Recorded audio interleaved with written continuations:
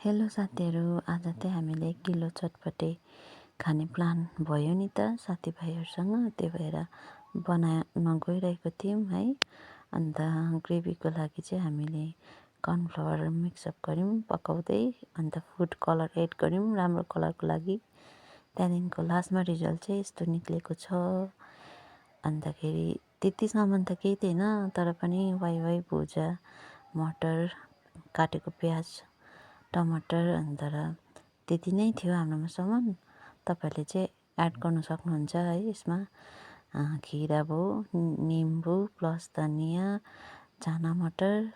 तर हाम्रोमा त्यो सामान नभएकोले गर्दा चाहिँ यतिमै हामीले बनाउन गयौँ। त्यही भएर मिठो भयो, दामी हुँदो रहेछ। ठन्डामा त खानु मजा आयो चियासँग, तातो चियासँग। तपाईँहरूले पनि घरमा ट्राई गर्नुहोस् है, मिठो हुँदो रहेछ। अब धेरै सामान त थिएन, त्यतिमै बनाउने प्लान भयो, अन्त चाहिँ मिलेर खायौँ। Thank you for watching.